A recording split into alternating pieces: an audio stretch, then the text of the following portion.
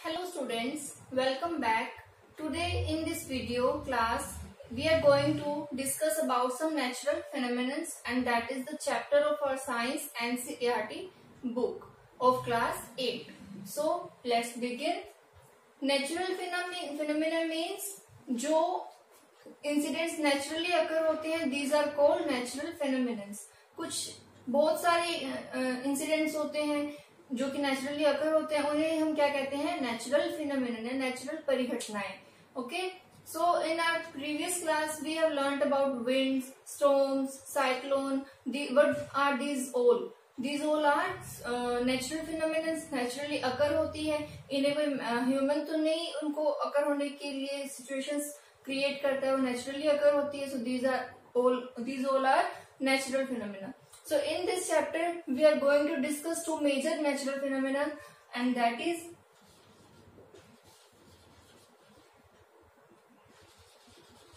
lightning and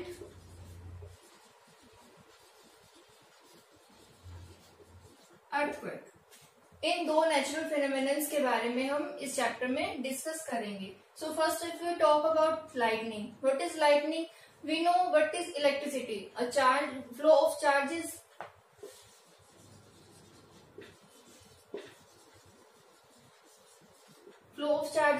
this is electricity. इसी तरह से लाइटनिंग में क्या होता है? लाइटनिंग में भी चार्जेस का फ्लो होता है। सो डिस्कस हम करेंगे डिटेल में इसके बारे में। इसमें क्या होता है? लाइटनिंग के बारे में कुछ ग्रीक जो लोग थे, ग्रीक यूनानी लोग जो थे, उनका मानना था कि जब एम्बर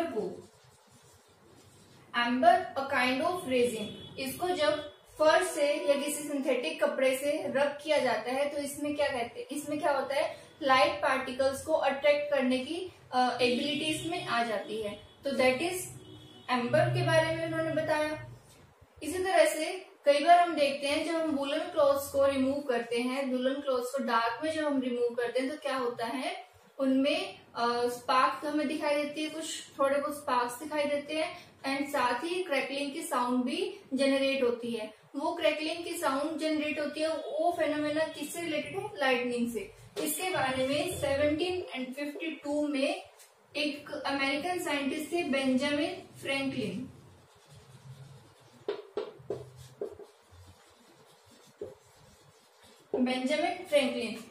इन्होंने बताया था कि removal of clothes and sparks and crackling while removing the woolen clothes and lightning are the some same natural phenomenon. उन्होंने बताया कि जो हम कपड़े रिमूव करते हैं वुलन के, तो उसमें जो स्पार्किंग होती है, क्रैकलिंग की जो साउंड आती है, चिट की जो आवाज आती है, वो और जो आसमान में स्काई में जो लाइटनिंग होती है, वो दोनों सेम प्रोसीजर होते हैं। दोनों के जो प्रोसीजर रहता है वो सेम रहता है। सो इलेक्ट्रिसिटी जनरेट कैसे होती है? इलेक्ट्रिसिटी जनरेट होती है रबिंग की वजह से। इलेक्ट्रिसिटी जनरेट होती है रबिंग की वजह से, चार्जेस बाय रबिंग। इसके बारे में अगर इसको हम एक एक्टिविटी से समझते हैं, हमें क्या करना है? We have to take a comb and rub it on our dry hairs. हमें कोम्ब लेना है और उसको अपने ड्राई हेयर्स पे रब करेंगे। उसके बाद में उस कोम्ब में क्या होगा? चार्जेस आ जाएंगे। जब उस चार्ज कोम्ब को हम पेपर के पीसेस के पास में लेके जाएंगे तो क्या होगा? जो कोम्ब होगा वो उन पेपर के पीसेस को अपनी ओर अट्रैक्ट करेगा। सो इसमें क्या होगा कि अ चार्ज बॉडी जो होगी वो अट्रैक्ट करेगी,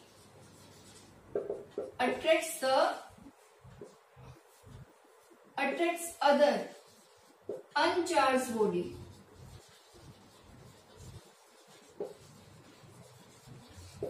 चार्ज बॉडी जो होगी, चार्ज बॉडी यहाँ पे क्या है? कोम। वो अनचार्ज बॉडीज को अपनी ओर अट्रैक्ट करेगी। अनचार्ज बॉडी जो है यहाँ पे है वो है पेपर के पीसेस। तो इस तरह से क्या होता है? रबिंग की वजह से चार्जेस जनरेट होते हैं। अब हम डिस्कस करते हैं कि जो चार्जेस के टाइप्स होते हैं, उनकी इंटरेक्शन होती है वो किस तरह से होती है। तो इनके बारे में चार्जेस चार्जेस के टाइप्स के बारे में हम पढ़ेंगे। तो चार्जेस बेसिकली क्या होते हैं, पॉजिटिव और नेगेटिव चार्जेस। इसको हम एक एक्टिविटी से रिप्रेजेंट करते हैं। हमें क्या लेना है, एक बलून लेना है। We will take a balloon. अब इस बलून को मैं अपने हेयर से रब करूंगी तो इसमें क्या होगा, एक चार्ज आ जाएगा। जब ये चार्ज बलून को मैं बलून को वॉल के पास में लेके जाऊंगी या इस बोर्ड के पास में लेकर आऊंगी तो क्या होगा, ये बलून जो है इस बोर्ड से चिपक जाएगा, इसे स्टिक हो जाएगा। तो इससे क्या हुआ कि जो एक चार्ज बॉडी है दूसरी अनचार्ज बॉडी को अट्रैक्ट करती है। ओके, उसके बाद में अब मैं करूं, अगर if I will take 2 balloons and दोनों को ही मैं हेयर से रब करूं तो क्या होगा, दोनों पे सेम चार्जेस आएंगे। सेम चार्जेस आने की वजह से क्या होगा, ये एक दूसरे को रिपेल करेंगे, ये एक दूसरे से दूर हो जाएंगे। ये ऐसे है, सेम चार्जेस है तो ये रिपेल करेंगे एक दूसरे से दूर हो जाएंगे। लेकिन इसी एक्टिविटी में अगर मैं एक बलून लेती हूँ, बलून को मैंने अपने हेयर्स पे रब करके इसको चार्ज किया। अब सेकेंड थिंग जो मैं लूंगी दैट इज अ रिफिल। कोई भी पेन की मैंने रिफिल ली, इसको किसी और मटेरियल से रब करके मैंने इसको चार्ज किया। ओके, तो अब क्या होगा, ये एक दूसरे को अट्रैक्ट करेंगे। Why? Because these two bodies और these two objects have the different charges. Okay, तो इसमें क्या हुआ कि जो लाइक चार्जेस होते हैं they repel each other and unlike charges attract each other. Okay, is it clear to all? Right. इसके बाद में लाइक चार्जेस जो है वो रिपेल करेंगे और अनलाइक चार्जेस जो है वो अट्रैक्ट करेंगे। अब चार्जेस की अगर हम बात करें तो चार्जेस के 2 टाइप के होते हैं, static and electric current. Static and electric current. Static means जो स्टेशनरी होते हैं, जो मूव नहीं करते हैं, और इलेक्ट्रिक करंट जो जिसमें चार्जेस जो है वो मूव करते हैं। तो जब ये मूव करते हैं तो इसका हम अगला प्रोसीजर ये पढ़ते हैं कि ये ट्रांसफरिंग कैसे होती है। ये जो इलेक्ट्रिक करंट के जो चार्जेस है वो कैसे मूव करते हैं, इसके बारे में हम पढ़ेंगे।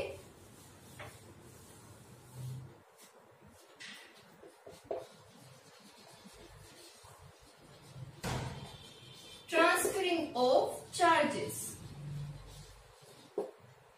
So for this we have to do an activity. For this activity we have to take a jar.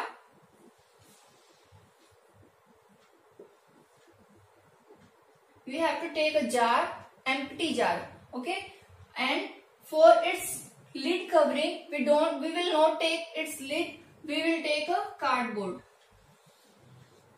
We will cover its lid with a cardboard, okay, and in this cardboard we have to make a hole so that we can hang an paper clip, metal paper clip inside it. Okay, this one is cardboard, this is a jar, and this one is metal paper clip. Now what we have to do is we have to take 2 aluminum strips.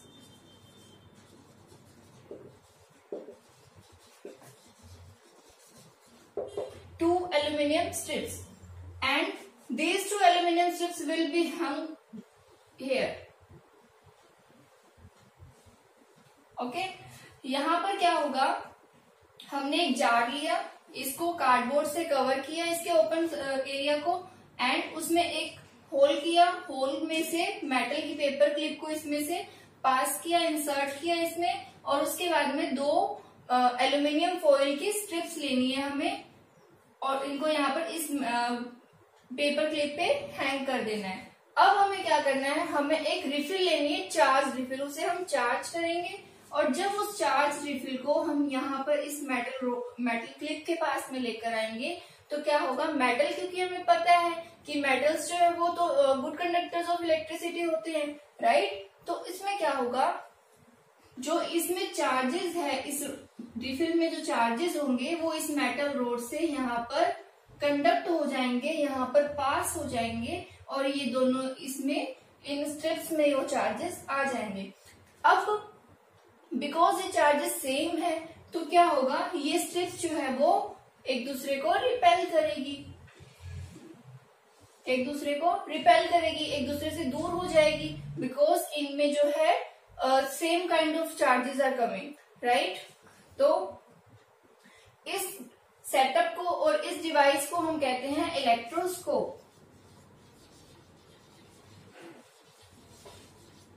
Electroscope because इस setup से हम पता लगा सकते हैं कि कोई body या कोई ऑब्जेक्ट चार्ज है या फिर अनचार्ज है। Okay, so now if what I will do, मैंने इस एक स्ट्रिप को मैं टच करूंगी, तो इस एक स्ट्रिप को टच करने के बाद में इसका जो भी चार्जेस था वो मेरे अंदर आ गया, मेरे अंदर आ गया, तो यानी कि यहाँ पर न्यूट्रल इफेक्ट हो गया। इस स्ट्रिप पे कोई भी चार्ज नहीं है। अब क्योंकि वो चार्ज मेरे अंदर आ गया और मेरे अंदर से वो चार्ज कहाँ जाएगा, अर्थ में जाएगा। इसी को हम क्या कहते हैं, अर्थिंग। अर्थिंग, अर्थिंग में क्या होता है, the process of transferring of charges from a charge body to the earth is known as earthing. It means जब एक चार्ज बॉडी से चार्जेस को अर्थ में ट्रांसफर किया जाता है, उस प्रोसेस को हम कहते हैं अर्थिंग। अर्थिंग क्यों नेसेसरी है, आपने देखा होगा कि हैवी इलेक्ट्रिकल अप्लायंसेस जो होते हैं आपके घरों में, उनमें एक अर्थिंग की वायर रखी जाती है। इस वायर का क्या काम होता है, ये वायर क्या करती है, जब बहुत सारा चार्ज एक साथ किसी सर्किट में फ्लो होने लगता है तो उस एक्स्ट्रा चार्ज को वो अपनी ओर अट्रैक्ट करके अर्थ में ट्रांसफर कर देती है, जिससे कि बड़ा शॉक होने से बच सकते हैं या फिर इलेक्ट्रिकल अप्लायंसेस में जो डैमेज होता है उससे हम प्रोटेक्शन अपने ले सकते हैं। So that is earthing. Now I hope it's clear to you all. Now we will discuss story of lightning. Story of lightning means इसका लाइटनिंग का रीजन क्या है।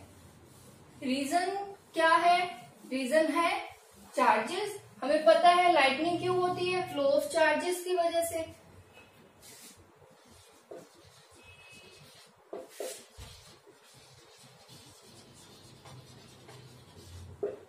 स्टोरी ऑफ लाइटनिंग,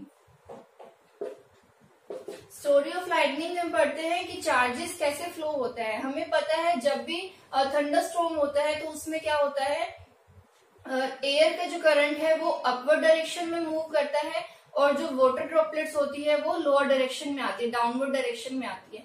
इस प्रोसीजर के बीच में क्या होता है, चार्जेस जो है वो एक दूसरे को कंबाइन करते हैं, अपोजिट चार्जेस जो होते हैं वो कंबाइन करते हैं और थंडरस्टॉर्म होती है जिसमें लाइटनिंग हमें पहले दिखाई देती है और स्टॉर्म की जो आवाज होती है, थंडर की जो साउंड होती है वो हमें बाद में सुनाई देती है। सो होता क्या है, स्काई में क्लाउड्स होते हैं और अर्थ पे क्या होता है, ट्रीज होते हैं, बिल्डिंग्स होती है।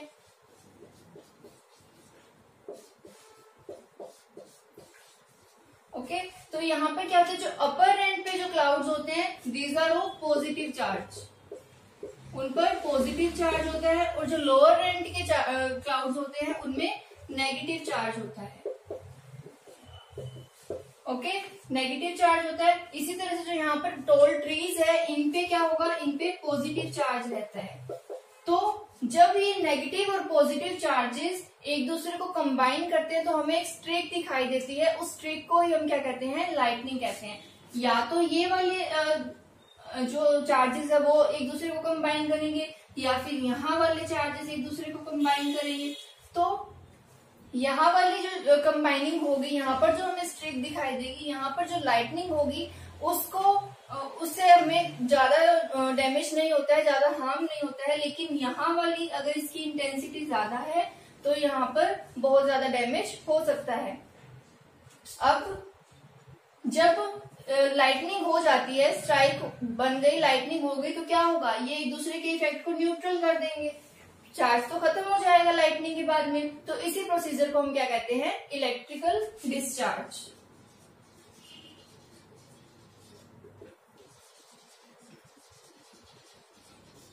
Electrical discharge. इस प्रोसीजर को हम क्या कहते हैं? Electrical discharge. अब हमें पता है कि थंडर के बारे में और लाइटनिंग के बारे में तो वेदर डिपार्टमेंट पहले प्रेडिक्शन कर सकता है कि कब आने वाले, इसके लिए हम अपने पहले से ही प्रिकॉशंस लेके रख सकते हैं। लेकिन कुछ फिनोमिनन्स ऐसी होती है जिनके लिए पहले से प्रेडिक्शन नहीं कर सकते हैं। These all are occur suddenly.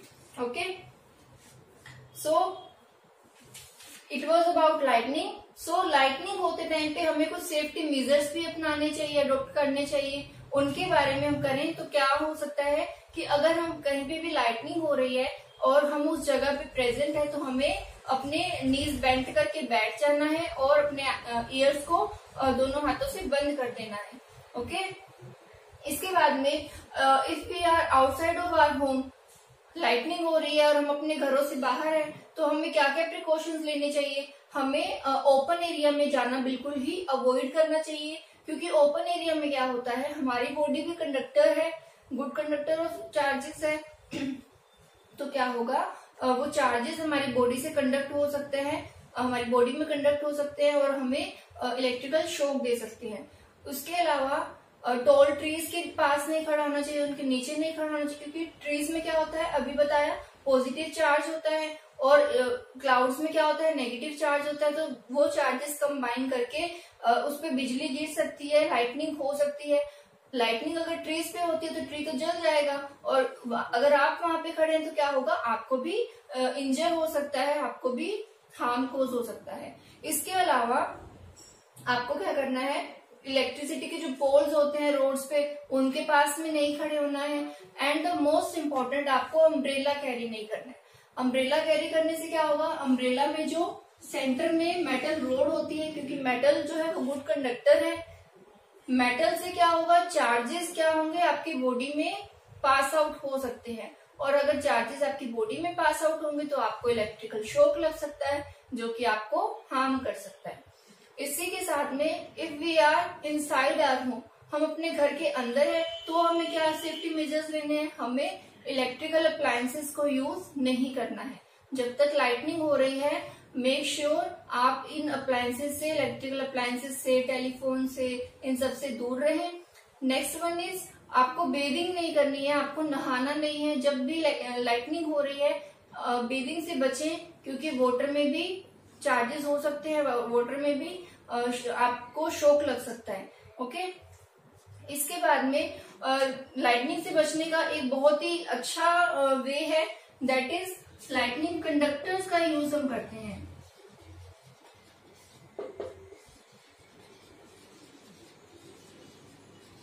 Lightning conductors, what are this? Lightning conductors क्या होते हैं, जब हम एक बिल्डिंग को कंस्ट्रक्ट करते हैं, तो उसमें क्या होता है, एक मेटल रोड को थोड़ा एक्स्ट्रा बढ़ाकर रखा जाता है। मेटल रोड मेनली तो आयरन रोड होते हैं, जिसे सरिया कहते हैं, आयरन रोड का यूज किया जाता है। आयरन रोड को थोड़ा सा बिल्डिंग के लेवल से ऊपर तक रखा जाता है, और जो कि नीचे अर्थ में कॉपर प्लेट से अटैच होता है।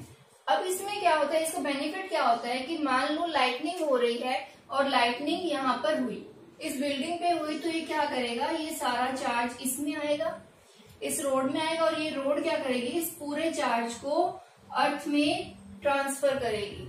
अर्थ में ट्रांसफर करने से क्या होगा, बाकी यहाँ पर जो भी लिविंग बीइंग्स है, प्रॉपर्टी है, उसका डैमेज होने से बचेगा। सारा चार्ज जो होगा वो इस रोड से अर्थ में चला जाएगा, तो किसी को भी शॉक नहीं होगा, किसी के ऊपर लाइटनिंग नहीं होगी।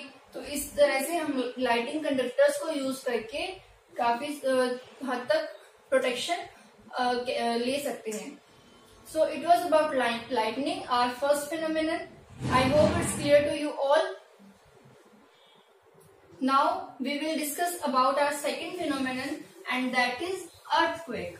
Earthquake क्या है, जब अर्थ में शेकिंग होती है, ट्रेम्बलिंग होती है, that procedure is called earthquake. Earthquake में क्या होता है, इसको एक डिजास्टर बोलते हैं। अर्थक्वेक को डिजास्टर भी कहा जाता है। डिजास्टर क्या होती है, जो कि बहुत ज्यादा डिस्ट्रक्शन कॉज करती है, डिजास्टर क्यों कहते हैं? Because it is unpredictable. इसको पहले से इसका पूर्वानुमान नहीं किया जा सकता है। अर्थक्वेक सडन प्रोसीजर होता है, सडन इंसिडेंट होता है।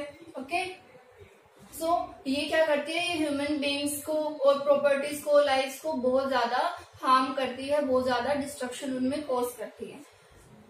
सो आपको पता है जिन एरियाज में अर्थक्वेक ज्यादा आते हैं वो एरियाज क्या होते हैं? अर्थक्वेक प्रोन एरियाज होते हैं। उन्हें सेस्मे एरिया भी कहा जाता है।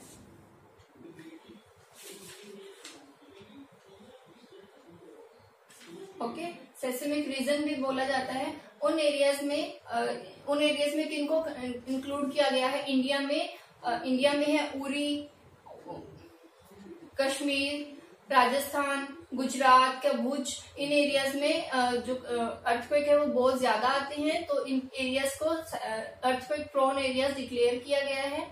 इसके बाद में ये अर्थक्वेक होता क्या है? Earthquake is a sudden shaking or trembling of earth which lasts for very short time। बहुत ही कम टाइम के लिए जब अर्थ में हलचल होती है, उसमें शेकिंग होती है, ट्रेम्बलिंग होती है, तो उसे हम क्या कहते हैं? अर्थक्वेक। अर्थक्वेक आता रहता है, ऐसा नहीं है कि अर्थक्वेक नहीं आता है। अर्थक्वेक आता रहता है, इसकी इंटेंसिटी पे डिपेंड करता है। अगर इसकी इंटेंसिटी हाई होती है रिक्टर स्केल पे तो हम उसे डिस्ट्रक्टिव अर्थक्वेक कहते हैं। Otherwise it is also called normal earthquake. Okay, earthquake के कॉजेज क्या है? अर्थक्वेक क्यों आते हैं? सपोज ये आते हैं हमारे अर्थ के क्रस्ट की वजह से। क्रस्ट पे डिपेंड करता है। Suppose it is our earth, सबसे बाहर जो होता है that is crust, the inner part is mantle, then outer core and the inner core।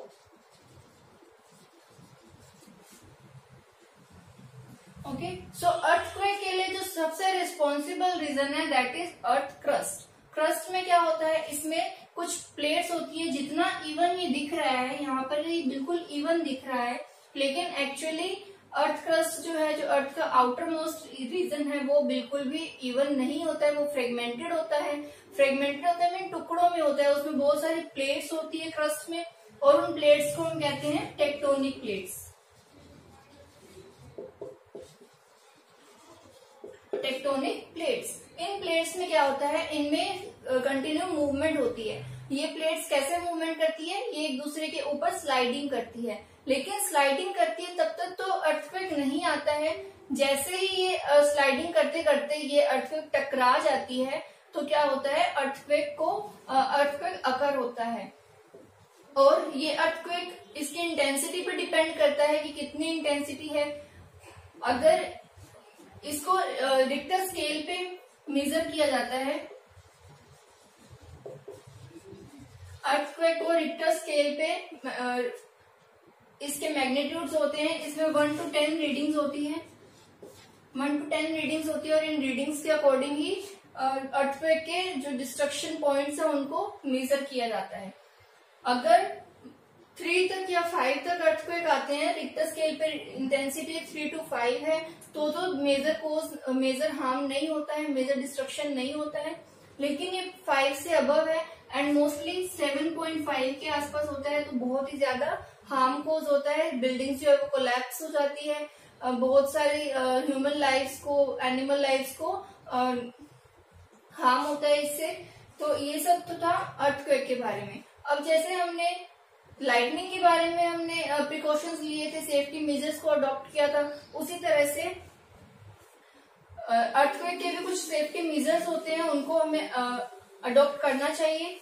जैसे अर्थक्वेक जब आ रहा है, जैसे कुछ अर्थक्वेक प्रोन एरियाज जो मैंने बताया, जैसे राजस्थान, गुजरात, कश्मीर, तो इन एरियाज में जो भी लोग लिविंग करते हैं उन लोगों को प्रिकॉशंस के साथ में रहना चाहिए, क्योंकि ये सडन प्रोसेस है, ये कभी भी अकर हो सकता है, तो उसके लिए ऑलवेज रेडी रहना चाहिए। उसके बाद में अगर आप बिल्डिंग कंस्ट्रक्ट करवा रहे हैं तो बिल्डिंग में ऐसा मटेरियल यूज करवाना चाहिए, बिल्डिंग को इतना स्ट्रॉन्ग कंस्ट्रक्ट करवाना चाहिए जिससे कि ये शेकिंग को, ट्रेम्बलिंग को बेयर कर सके, टॉलरेट कर सके। इसके बाद में अगर आप घर के अंदर है तो क्या आपको सेफ्टी मेजर्स लेने हैं। आपको एक स्टडी टेबल के नीचे बैठना है, आपके हेड को पिलो से कवर करना है ताकि हेड इंजरी से बचा जा सके। इसी के अलावा जो हैवी ऑब्जेक्ट्स होते हैं घर में, जैसे अलमीरा, मिरर, हैवी क्लॉक, इन सबसे दूर रहना चाहिए ताकि ये आपके ऊपर गिरे नहीं और आपको हार्म कोज ना करे। इसी तरह से अगर आप घर से बाहर है तो घर से बाहर होने पे आप क्या करोगे, लाइटनिंग के टाइम पे हमने ओपन एरिया को अवॉइड किया था, ओपन एरिया में नहीं जाना था। लेकिन यहाँ पर जब अर्थक्वेक आ रहा है और आप घर से बाहर है तो आपको एक ओपन एरिया फाइंड आउट करना है और उस ओपन एरिया में जाना है, ताकि क्योंकि ओपन एरिया में क्या होता है, कोई भी बड़े ट्रीज नहीं होते हैं, कोई भी हैवी ऑब्जेक्ट्स नहीं होते हैं जो कि आपको हार्म कोज कर सके। इसी के साथ में अगर आप किसी व्हीकल में हैं तो इमीडिएटली व्हीकल से बाहर आ जाना है। तो ये कुछ सेफ्टी मेजर्स है जो कि आप लाइटनिंग एंड अर्थक्वेक के टाइम पे अडॉप्ट कर सकते हैं। So it was all about our chapter. If you have any query then drop it in comment section. Thank you.